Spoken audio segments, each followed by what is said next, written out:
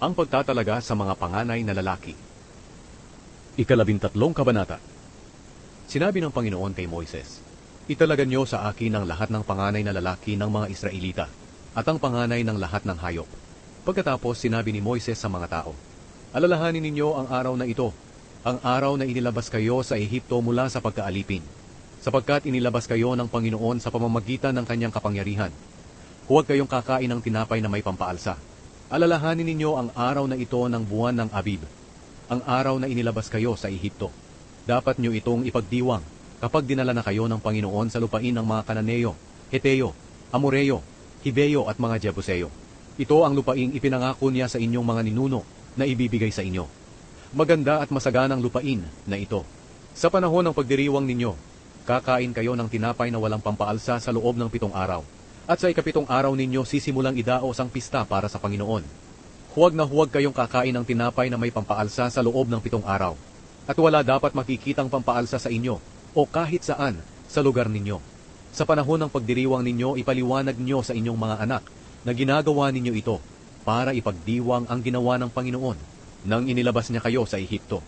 Ang pisang ito ay katulad ng isang tatak sa inyong mga kamay o sa inyong mga noo, na magpapaalala sa inyo na dapat ninyong sabihin sa iba ang mga utos ng Panginoon dahil inilabas niya kayo sa Ehipto sa pamamagitan ng kanyang kapangyarihan. Kaya ipagdiwang ninyo ang pistang ito sa itinakdang panahon, bawat taon. Kapag dinala na kayo ng Panginoon sa lupain ng mga Kananeo na ipinangako niyang ibibigay sa inyong mga ninuno at sa inyo, italagan niyo sa Panginoon ang inyong mga panganay na lalaki at pati na rin ang panganay ng inyong mga hayop dahil pag-aari ito ng Panginoon.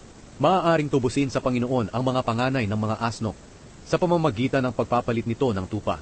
Pero kung hindi ninyo ito tutubusin, kailangang patayin ang asno sa pamamagitan ng pagbali sa leeg nito. Maaari rin ninyong tubusin ang inyong mga panganay na lalaki. Sa hinaharap kapag tinanong kayo ng anak ninyo kung bakit ninyo ito ginagawa, sabihin ninyo sa kanila, "Sa pamamagitan ng kapangyarihan ng Panginoon, inilabas niya kami sa Ehipto kung saan kami inalipin. Nang hindi pa kami pinapayagan ng Faraon na umalis, pinatay ng Panginoon ang lahat ng panganay na lalaki sa Ehipto, maging tao o hayop. Ito ang dahilan kung bakit inihahandog namin sa Panginoon ang lahat ng panganay na lalaki ng aming mga hayop at tinutubos namin ang mga panganay naming lalaki.